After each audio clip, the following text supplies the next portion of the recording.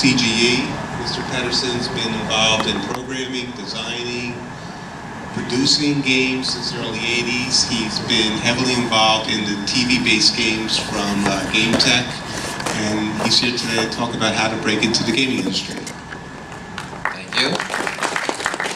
Yeah, over the last few years, I've taught at colleges like NYU and helped SMU in Texas, did some stuff in Full Sail, as well as a college in New Jersey, where both the guy that just spoke and myself are from Bloomfield College.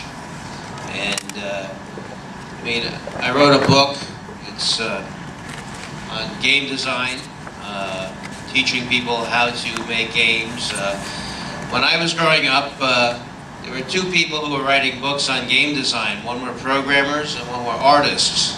As we all know, game design is its own series of skills, so I wanted to write something from that point of view. And currently my book is used by over 100 colleges, and I teach, as I said, at various colleges on game design.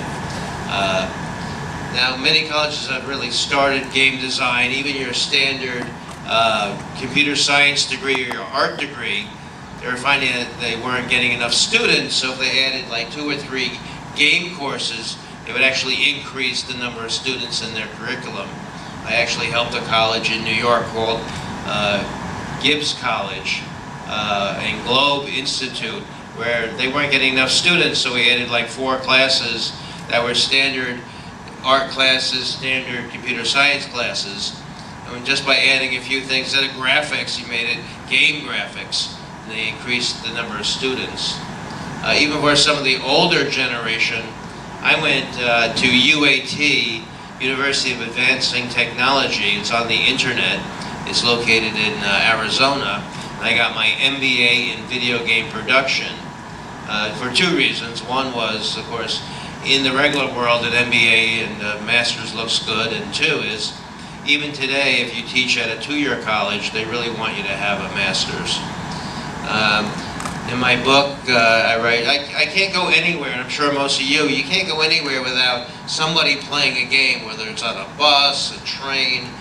They say to you, what do you do? And you say, I work in the video game business, or I love video games. That's like the biggest conversation starter these days. When I was growing up, it was probably TV shows, but today it's all about, games. Recently they did a poll of students, and they said, what is your dream job? And believe it or not, the #1 dream job was to make ice cream. The second job, of course, was to be a game designer, and further down the list was things like fashion designer and also movie director or producer. So probably one of the first times something beat being in the film industry. And that's kind of exciting to me, is, kids are growing up these days not only playing games, but saying, hey, we want to be part of this business. One of the recent gaming survey and research groups said that by the year 2015, this will be like a $90 billion business. And so you can see that, you can't go anywhere without something about games being involved. As I said, the classes that I help start at NYU, I usually look at the makeup of the school to figure out, what is the driving force for a gaming class. Originally, about maybe 5-6 years ago, someone at Bloomfield College said, hey, I'd like to do something with gaming. And so we put together a curriculum where we had an art track, we had a game programming track, and then we kind of brought the students together. For their first semester, they would work together on a project, and then they go their separate ways to learn skills, and then they come back for their senior project, and they would work together on an actual game that they could then take to an employer and say, here's the game I went, and this is what I did as far as the game. As I said, the first year, there was maybe a dozen students. Currently today, there's like over 300 students. and there's so many that the school itself doesn't have enough room. One of the things that they have there is a very professional sound studio, and even though, you know, 2 semesters of sound I wasn't really in agreement with, because the school invested millions of dollars in this sound studio, they make all the students take 2 semesters of audio. But at NYU, we did something similar. We had a certain amount of art courses where even myself, I'm not an artist, you wouldn't want to buy stuff that I did the artwork in unless it was the old 8-bit stuff where if I made it look like a character, everybody was happy. But even at NYU, they take classes in using some of the art tools like Maya and 3D Studio Max just to put some shapes together. And then they take a scripting class and, of course, programming and game design.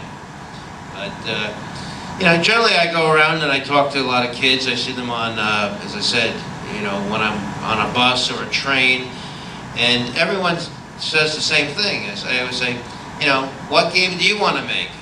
And they go, oh, I have so many ideas. I just played, you know, this one game, and, you know, I wish it had these features. I was talking to a kid the other day, and he's like, the first version of XYZ game had this, this, and this. And the second version, they like forgot about that. And those are the 3 elements that they really liked. So, you know, you start thinking about, you know, what kind of game you want to make.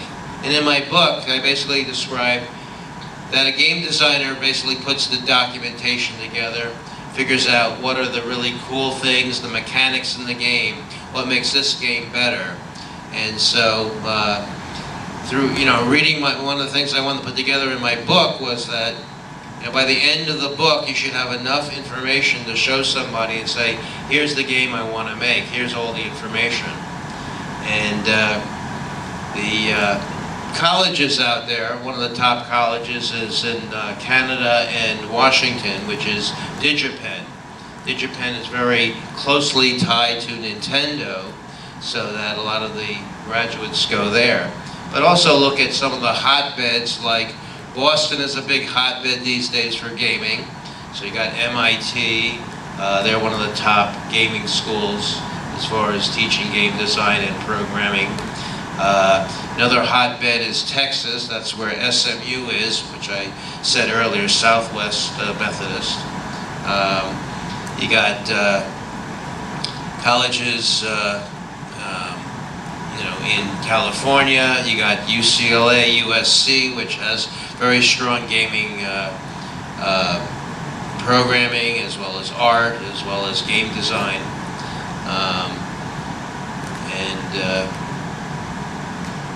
Looking around the audience, we got from kids to adults. Has anyone got a degree or into programming? Okay, I mean, there's a lot of online colleges. As I said, UAT is one of them, Westwood College, a couple of colleges where you can be online and get your advanced degree in either programming or art or game design. As I said, I decided to go to UAT. I also took some classes at DeVry. DeVry is also located on the internet as well as in many, many states. That's, you know, one of the keys, of course, is to find out where the graduates are. I mean, UAT, SMU, I've talked to, Full Sail. If you get on LinkedIn or Facebook, they have very large presence on these social websites, and you know, one of the things is to find out from the graduates where they currently are. I've also gone into high schools and presented to high schools, you know, where are the colleges. One of the best websites for looking up colleges and seeing what they offer is called GameCareerGuide.com. And the other sites I get on, I don't know how many people get on Gamasutra.com, G-A-M-A-S-U-T-R-A, Gamasutra.com, but it's a website that I'm on pretty much every day, if not 2-3 times a week, and it's all the latest information in gaming. Then another site that a friend of mine is works with is called GameDev.net. That's another site that features a lot of good information about gaming. And in preparing for the talk, I wrote down a few things. If you're really interested in gaming, besides classic games, I would look up on the IGDA.org. That stands for the International Game Developers Association, and find out where the local chapter is. We have several chapters I belong to. I belong to one in New York City. I belong to one in New Jersey, where I'm from. And then sometimes I go as far as Philadelphia, Boston, or upstate New York, Albany, and I meet with them to find out what they're working on. Boston's, as I said, a very big bed for gaming. And then the big conference every year is called the Game Developers Conference, which is gdconf.com. And it's kind of like this conference where people that are in the game industry talk about their projects, from guys like Will Wright to Peter Molinay. So you get the really insight as to how they made their games, and obviously more recent games than the classic gaming. I mean, when I started in high school, and I was making board games. I'm one of the kind of guys that I didn't like to do reports. I don't know how many people enjoy doing reports, but that was the thing that like we were doing a report on, say the Odyssey. And I said, oh, I don't want to do a report on that, so I built a board game of all the characters in the Odyssey, and I had them, running around and battling each other. And then the company in Baltimore, Avalon Hill, said, hey, we want to buy your games, and I would sell it to them. And then later on, when I was 12 years old, I got involved in my computer. In the high school, in junior high school, we had computers. I started getting involved in that, and I basically taught myself how to make, what was in those days computer games. I mean, they were they were pre-1980s. So, but nowadays, as I said, it's really important to train, to learn certain skills. I was interviewed by Columbia University, my belief is, and I say this at all my talks about education, is get a solid degree. I mean, I hate to see someone go and say, I'm a video game designer, and then of course there's layoffs, or so they get fed up with the business, and then they go to some bank or brokerage company and say, well, I got my degree in video game design. What can I do with in your company? So if you're an artist, you can do artwork for movies, you can do artwork for websites, you can do artwork for advertising companies. A solid art degree. I mean, I was at a show in Philadelphia for gaming, and between the show and the after party, I went to a place to get a hamburger.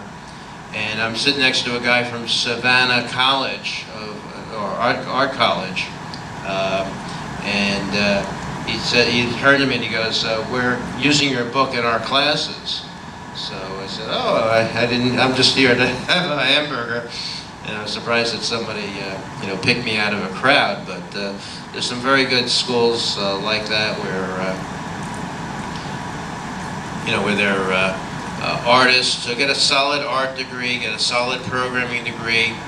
I've done over 100 video games or computer games as far as programming and designing. When I was at a company called Acclaim, probably a couple people have heard of Acclaim,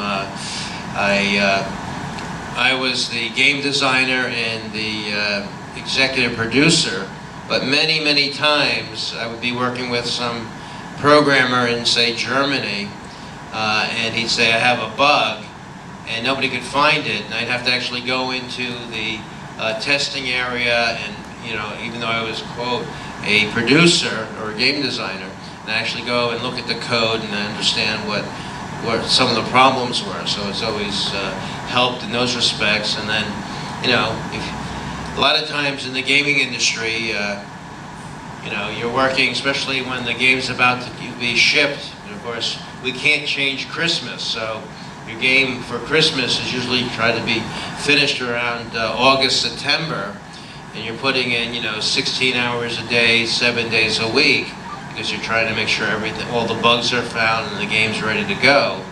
And oftentimes, especially on some big projects, like I've read stories like from some people on Madden and some of these really big titles, you get burnt out. It's always good to then say, yeah, maybe I'll take 6 months and I'll work for a company as a programmer, or I'll work 6 months for a company as an artist, and then come back to the gaming thing. Currently, I'm looking at, I was reading some of the information from Facebook, all the Facebook and social games. So my current thing right now is I'm putting together a flash game for Facebook. But I've also worked for very big companies. As I said, I worked for Game Tech. I did all of their titles, all their game shows, Wheel of Fortune, Jeopardy, Price is Right, Hollywood Squares, Press Your Luck. I did their Fisher-Price titles, Perfect Fit. I can remember some of these were for the NES, some for Apple, the Commodore, the IBM. I did work for High-Tech Expressions, Merit Software. I did a title for them called All Dogs Go to Heaven, both the Amiga and the IBM version. And kind of in the old days, you learned everything on your own. There wasn't any schools. It wasn't. I did learn programming in junior high, high school, and I picked it up.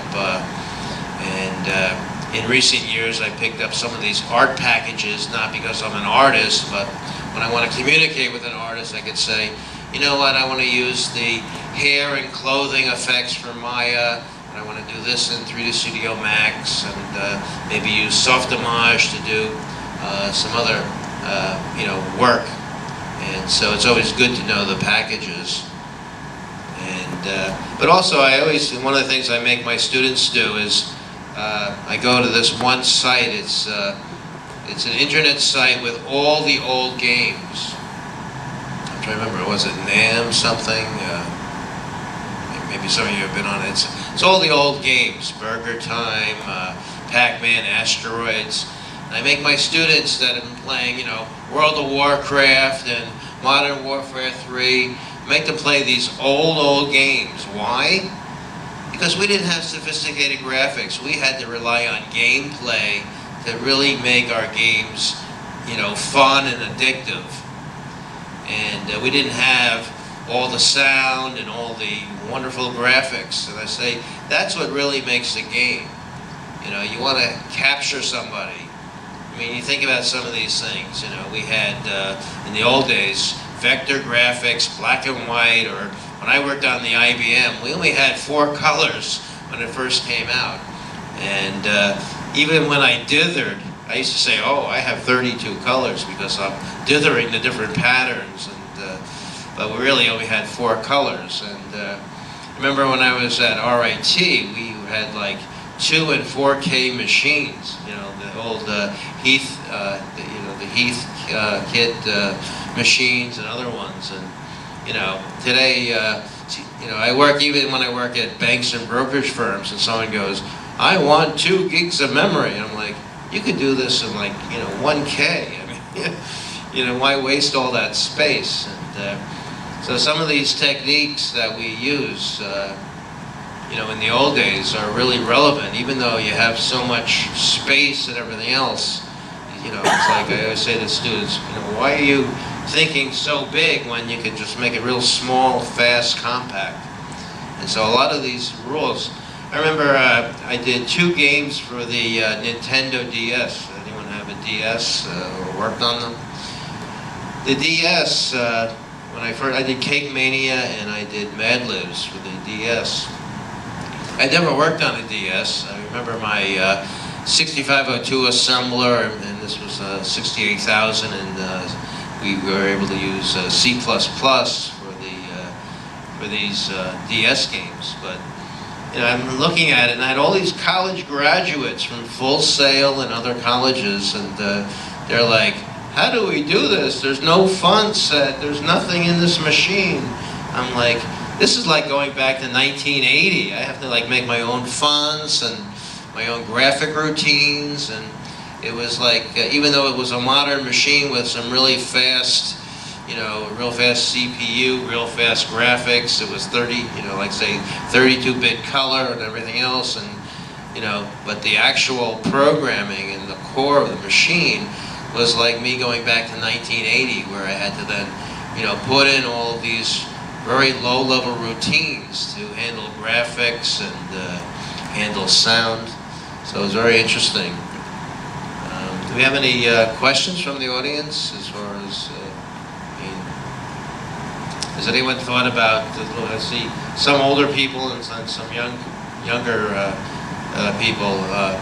Has anyone thought about maybe going online to some of these schools? I know DeVry has a really good program that I've gone through. UAT, Westwood College, I've talked to them. There's a lot of really strong programs out there. And to me, I was talking to someone last night, and he was saying, I've been working in the business for 20 years, but he only had his bachelor's degree. And when I went first to NYU, they said I needed a master's, but they were willing to take me because I had written this book, and I actually helped them set up the curriculum. So, as colleges are starting to look for gaming people, they really want an advanced degree like a master's. So,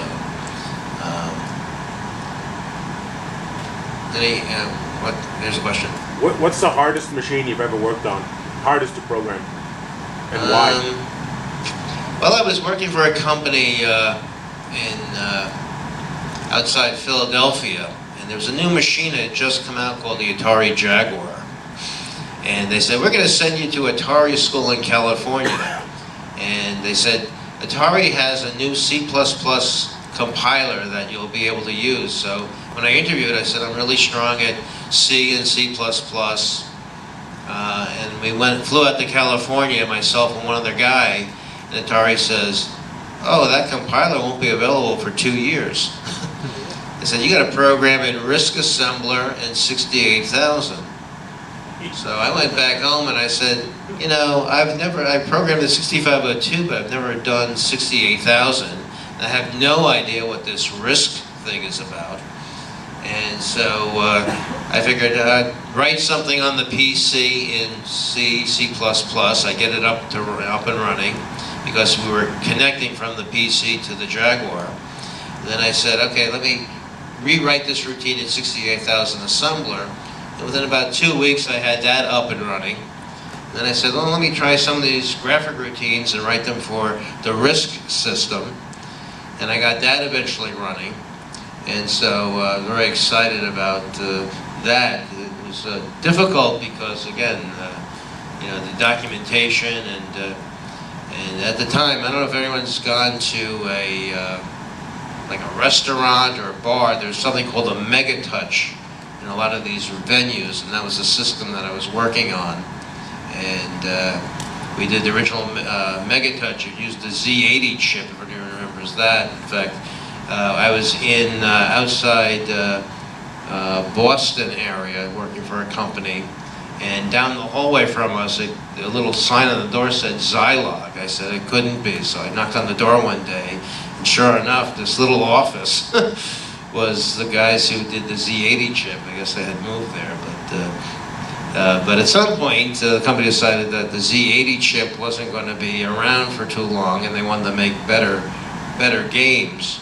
So I originally went to the Atari Jaguar. And a lot of times in our history of, sometimes the really great systems fall by the wayside and the other systems, come about. As an example, the Apple II I really loved, and then the Macintosh came out and it wasn't compatible, and I'm like, well, what's happening? It was such a great system. The Amiga had great graphics and sound, and it fell by the wayside. I do things with film, and the Beta, if you go to a professional film place, they use Beta whereas VHS took over. So a lot of times, especially in my career, sometimes the really great items fall by the wayside, and that's what happened with the Jaguar. Was it never really took off, and then eventually the software that I wrote had to be put on Windows PC, and now all the new machines for Merit Industries, called the Megatouch, is all on PC. But yeah, that was probably one of the hardest, and of course, when I was doing the Nintendo DS, the company I did it for was kind of a startup, and originally they came to me and said, we have two great games. We could do either this great movie coming out with Jack Black, or we could do Cake Mania. And I said, well, Cake Mania is this really great internet game, and it's your first game you're doing, so why don't you do that? Unfortunately, and I don't know why, but a lot of times a game that's based on a movie, if the movie like stinks, nobody buys the game, and the game could be really great. And the movie that came out was called Nacho Libre, which we know what a big hit that was. That, you know, nobody went to that movie, and so somebody else did the DS version of that, and of course that didn't sell at all. And so we did it for. And anyway, part of this working for this company was that they had just gotten in a Wii system, which was brand new, and I started programming some stuff on the Wii on the side, and I got to see what a great machine that was. But yeah, each machine, if you work on one machine, especially in the older days, all these new machines, it's like, oh, I had to do all this work, and now it's handled for me. So that's the one thing. Okay. So when you teach your classes, what kind of assignments do you give to your students in game design? Okay, the question is when I teach students, what do I basically give them as like homework and assignments? It varies. In my first book, this is the second edition, the first book, I said, I wanted something that could be sold at Amazon, Barnes & Noble. I didn't want like a really textbook. So I kind of put stuff together in my first book. And one of my thoughts was I'd talk about products that were available right now, and then 2 years later I would update those chapters. Well, it turned out that the stuff that wasn't about product, people really liked, and the product part they didn't like. So I said, well, I want to rewrite the book and get rid of all that product stuff and put in more really solid information. So I talk about one of the chapters about, what are the top games of these particular years, and then, play the games and explain why they were big hits. Looking at different positions in the gaming industry, I'm a programmer, but understanding what an artist does, or understanding what an audio guy does. Look at the top companies. One of the things I stress to students, whether they're high school students or college students, is you want a job in the game industry? Play a game and write a letter to the publisher, not the president. You write it to the producer of that particular game, because the president of the company gets his mail screened. The producer of the game, who has some say in all the future games, nobody cares about them. One of the things I like to do is I'll be playing a game, and at 3 o'clock in the morning, I'm stuck on something. What do I do if I'm stuck? I look at who the programmer was in the credits. And I call him up the next day and I say, Bob, you were the programmer on this game. He goes, yes, I was. You did a phenomenal job. I love this thing. Let me tell you something. I'm on level 15 and I'm stuck. What do I do? He will spend 2 hours with me on the phone, because nobody cares about Bob in the programming area. He will spend 2 hours, tell me how to get through all these hard sections, and I get through the game. So those are the kinds of things. But I tell my students, I have them go to E3. Who's at E3? It's not the programmers, it's not the artists, it's the producers. They're sitting there showing off their latest game. And I've had students of mine at NYU and Bloomfield College go up to the producers and saying, hey, I just played this game, or I just saw a demo, if it's one coming out. This is the third game in a series. Is it going to have the same as your first two? And here's my card. Here's I'm graduating from this school, and they've gotten jobs with these companies because they showed interest in their properties. Now, if I'm doing a game and you come to me and say, "Hey, I'd like to work for you," and I go, "Well, did you play any of my other games?" and you go, "I have no idea what you've ever done," that's not going to excite me into hiring you. But if you say, "Wow, I've played 3 of your games and I really like these elements," now I'm like, "Wow, really understand where I'm coming from," and that's what happens in the game industry. A lot of testers. No one's going to hire you to be a game designer unless you have experience. And all these college kids, "Oh, I want to be a game designer." Well, you got to kind of get to that position. So a lot of people go through testing. If you write a letter saying, "I just played your game and I really like these elements, but these elements, I think you missed the mark. I would have done it this way." Those are the guys that say, "Wow, this guy really understands the game." When I was at Acclaim, I had testers who would come to me and say, "I really love martial arts games." I'm like, "Well, I'm working on this game called Mortal Kombat, or I'm working on Psychic Force." And they would say, "Wow, I want to be part of that testing team." And those testers were really top because they were really interested, and we put out a really good product. And so that's what you look for. In my teaching, as I said, I try to teach them old classic games. I try to teach them how to write. If you have students that understand, like if you read, say, the Odyssey, I always tell my students, one of the great things in the book, the Odyssey, is when Ulysses fights the Cyclops, and the Cyclops gets blinded, and he says, "Who did this to me?" And he says, "I'm no man." And later on, when the Cyclops talks to the gods, they say, "Who blinded you?" And he says, "No man." And they say, "Well, if it was no man, it must have been one of the other gods, and we don't want to fool around with another god." Well, if you don't know stories like that, then how do you make a game where you can put in something relevant like that? Or if you don't know gaming history, maybe I like to, a lot of my games pay homage to movies or other games, so I'll put in an Easter egg that's here's something, and you go, "Oh wow, that was in a game that I played years ago."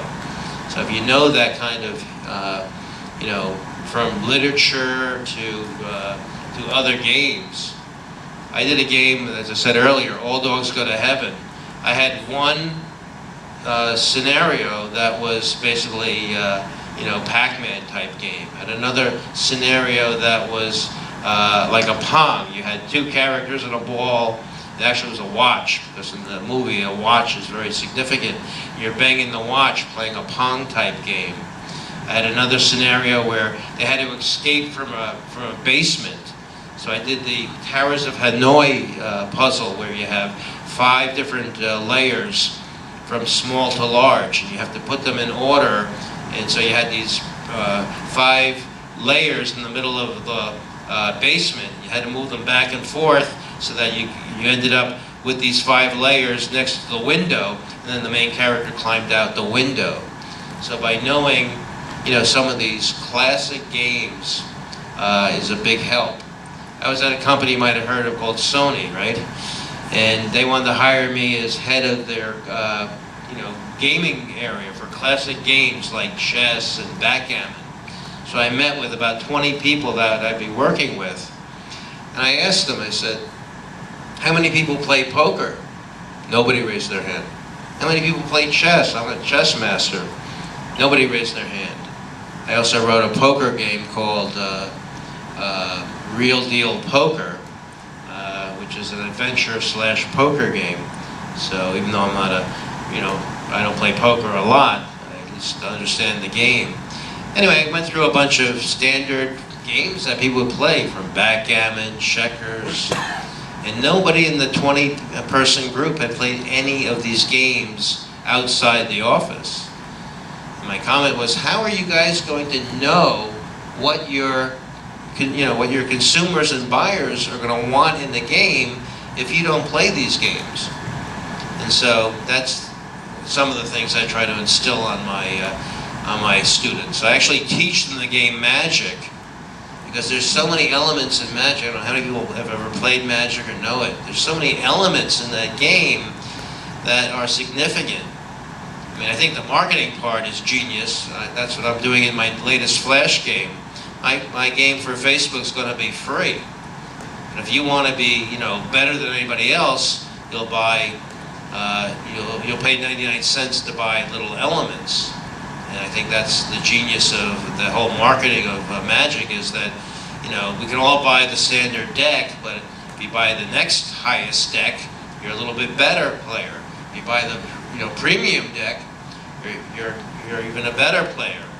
And then you have, have so many different colors to choose from. And in a good Magic deck, I think you're supposed to use like 2 colors, right? Those concentrate on 2 of, say, the 8 or whatever colors there are. So that, if you're a game designer and you think about these elements, I teach them backgammon. I teach them chess, Othello. These are standard games. I was reading an article, because I'm a chess player. How many games have lasted over 2,000 years? We talk about video games, and we talk about the classics. Let's say the classics came out in 1970. So what is it, 40 years of classic, video games? Where are they going to be in, 1,000 years? And some of these really standard games have been around for, thousands of years, like chess, checkers. That's the kind of thing I try to instill on the students, is to understand, games outside of the television screen. Anybody else have anything? Yeah, right there. What advice would you give to someone that wants to start their own video game company? Start their own video game company? Okay. I've started my own video game company, hence my shirt, back in 1980s. In the early 80s, as I said, I worked for Game Tech. I used to walk into a little store called Toys R Us. I'd walk in there, and I have pictures where from floor to ceiling, and you've probably seen Toys R Us, their ceilings are pretty high, for like 80 feet across was all my Game Tech games. And Game Tech, when they got into Nintendo, they were, our games got put on Nintendo too. They were making a lot of money. And so after that endeavor, I foolishly said, boy, if I made them a lot of money, I could do it on my own. And I found that as a game designer, as a programmer, that's where my love was. As a business person, that wasn't me at the time. And I would try to run my business from 9 o'clock till 3 o'clock, where I wore my business hat. From 3 o'clock till midnight or later, I did my development. And that's how I split my day. I found out very quickly that the business side wasn't me. Then I joined a company called Villa Crespo. We did gambling games. We did Flicks, which was a film review library. And I got a little inventive, and I did something. My boss came to me one day and he said, I have 2 problems. One is, I want to outsell my first year the second year. And 2 is, we had these companies that were doing shareware at the time. If you remember, there's a shareware. And they were like, publishers are screwing us, we don't want to work with them. So we had these 2 issues. I came up with something the first time in the industry called the Coffee Break series. I don't know if anyone's heard of those, but we decided to do, put numbers on all the Coffee Break series, because I figured people are going to say, oh, I have, number 13, I want the first 12. And 2, this was $13 software, and nobody in the industry had ever done software so cheap. And we decided that we would put them in the used bin pile, and people would buy these for $13. And anyway, we had the both. We would then, I took my video poker game, which was $50, and I abridged it for $13. And then we took the shareware and put them in there. So I decided that I would let the guy from Villa Crespo run the business side, and I would do the development, and we'd share in the money. But as far as starting your own company, the first thing I would do is to make sure that, what niche are you going to do? I'm back doing my own company again, and I decided I want to design the game and put it on Facebook, because the latest numbers on Facebook are incredible as far as how many millions of people are playing social games. I have other friends of mine that are doing, iPod games, they're doing cell phone games. Those kind of games don't require big company money. I mean, I'm financing this myself, and believe me, I'm nowhere near that. So I would look at what is your niche. You can do a cell phone game. Believe me, if you did a cell phone game like Angry Birds and it got hot, they're going to put you on every platform there is. You're going to find financing somewhere. The talk just before me, I don't know how many people heard the talk about, was it David Crane? He's financing through the websites, Kickstart. And, so there's, in the group that did Angry Birds, they actually, it's kind of humorous that they had, one of the cell phone companies had a contest, and they won the contest, and last year they made as much money in profit as the company who sponsored their original contest. So I have to find a niche that you have, and then I look at your strengths. I know my strength is in, design and programming. I'm not an artist. One of the things I did early on, about maybe 10 years ago, was I put ads on sites like Gamma Sutra and other places where you can find programmers and artists. And I said, here's my budget. I have $10,000 for all this artwork. That's it. And I had to go through a lot of emails from companies, especially in the U.S., who wanted like $100,000. And I said, my budget's 10. That's what I said. So you have to ignore the high end. And then I found artists in China, India, Indonesia, who are very happy to take $10,000 for a lot. And so I have my latest project that I'm doing for Facebook. I have 10 artists in Indonesia, and so far my budget is $2,000, and I've already gotten probably $20,000, $30,000 of the U.S. artwork, that I would get charged here. So look at what your strength is, what kind of game you want to make. I wouldn't make a Xbox or Wii game, because that would be out of my budget. But I know that if my game's successful, it can be put on those platforms. Somebody will pay me to do that. And then find yourself a good group of people to work with you. I know I'm not an artist. But I've found artists, as I said, outside the U.S. who have given me very good work. How I work with artists, I don't say draw me such and such. I need a character in my game, draw it for me. I'll go, here's a picture of Nicolas Cage. Here's a couple things that I like, and then I say, draw me a character similar to that. Or I'm doing an Indiana Jones type game. Here's some samples of Harrison Ford. Give them some direction. And same thing with music. One of my friends is going to be speaking on music, Tommy Tallarico. And I would say that, a musician, here's the kind of music I like. It's going to be like a Pirates of the Caribbean game, and I want some kind of music that's, Caribbean style, and I'll give them some examples, because that saves me money. If you say, draw me something or give me music, you're giving them such a large range that they're going to give you like, 30 pieces that you don't even want, and then they're going to want money for it. So I try to narrow them down. I'll say to my artist, I say, don't give me the full animation. Show me some sketches. I did a game that's still in progress called, it's an Alice in Wonderland based game.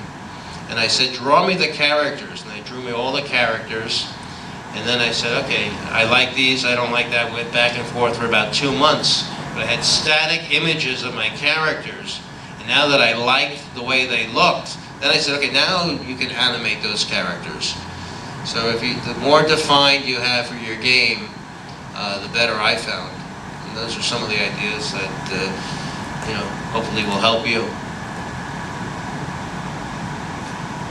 Anybody else? Yeah. So you just mentioned outsourcing as a way that you can save costs. Do you think that your specific job is threatened by outsourcing too, or what are you doing that couldn't be done in Indonesia or China either? Okay. A lot of computer companies I've talked to, especially in gaming, the actual programming is done in-house. Even like companies like banks and brokerage firms that I've worked for that outsource to India, a lot of their main core work is done here in the States. A, because it gives them more control, and B, they don't want the thing to be sold 6 months later to their competitors. I try to outsource things that I know I can't do, and what are they going to do with it? So like artwork. As soon as I get those images of the artwork with the static pictures, I go to the U.S., I go on the U.S., it's called USPTO, Patent Trademark Office, and I trademark all of the artwork the artist has given me. So the artist decides 6 months later to take that artwork and do something with it. I say, excuse me, I have I have a trademark on that. I also trademark all of my names of my games. It's $300, but it's really worth it. My latest game, I think, is the title is phenomenal, and I didn't want to tell anybody until I got the trademark. It's going to be a game I think will be tailored for college students, as well as what they call the casual gamer, which is women 40 to 55. It's going to teach people how to make drinks. Now, what college student doesn't want to know how to make a drink, number one? And for housewives, I have a whole thing, and one of the things you can buy from my collection is called holiday drinks. So if you're entertaining from Thanksgiving to Christmas and want to know the latest drinks, you can buy for 99 cents all the latest drinks that I found on the internet. So I try to find what can I protect myself with. The programming I'll do, and I have a partner of mine. We both do Flash programming, as well as other types. But for Facebook, I figure I'll just throw something together, and that way I'm not tied to Facebook. Any site that has Flash. But artwork and music I outsource, and the reason is that my budgets aren't that big. I mean, I worked for Acclaim where I had 200 artists working on a project and a whole sound studio, but as I said, look at my budget. Okay? If you were going to just make a game as a hobby, a small game, what tools would you recommend you use so you don't build up bad habits? Okay, one of the things I taught at Bloomfield College that they were lacking was I taught 3D programming. And originally we used the Torque engine, T-O-R-Q-U-E. It was $300 for the school. I figured they could afford $300. And as I taught the first semester, by the end of the second semester I was teaching, all of a sudden Epic Games got really smart and decided, hey, we don't have to, it used to be $50,000 to $100,000 plus just to have the Unreal Engine. And then Torque came out and said, hey, we're going to give the Unreal Engine away for free. And then if you make money, you make over $100,000 in sales, then you come and talk to us because we want some money. So then we started teaching the Unreal Engine. So if I was making a 3D game, I would look at what's out there for that. As far as non-3D, if I want to do something, I would look at Flash, which is, I always call it the programming language for artists, because it's fairly simple to use. I would look at, if I was doing something for the cell phones or something, I'd look at things like Unity. A lot of my friends have tools for the iPhone and iPad, a lot of good tools out there. But what I would first do is I would actually start with very simple, put together a game design. You know, I always say to my students, the first thing they do is in one sentence, they explain to me what their game is, in one sentence, you know. And then from there, they then, you know, make it even more. They do what they call a one-pager. In one page, tell me why this game is similar to other products, because if it's so unique, you know, it's going to be hard to sell. So why is it similar, but then why is it different? Where do you see this product going on? I mean, a lot of students go, I want to put this on the Xbox, and I'm going to do it on my own. Well, maybe that's not the first platform. Maybe you should do something a little bit, you know, like the internet. If it works on the internet, then go do a bigger machine, you know, something that's going to cost more and have budgets, because unless you're advertising in every magazine and on the, you know, on the TV, it's going to be hard to sell. So I would like pick out what you want to do and start, you know, especially like the guy up here was talking about his own company. Find something. I mean, we've come around a full circle. We've gone from like home computers, and it was very easy to use. I was doing all my Apple games and NES games at home, and then all of a sudden we have these, you know, huge budgets, and you have to be part of a team and in a company. That's why I joined Acclaim. And now we come back to, you know, we now have, you know, the DS, which is fairly easy to program. We have the cell phones, we have the internet. A lot of companies are doing digital distribution, because why, you know, why be in some of these stores? We did something when I was at Villa Crespo. I'm not sure if anyone knows, excuse me, knows this. I mean, it's kind of common in the industry.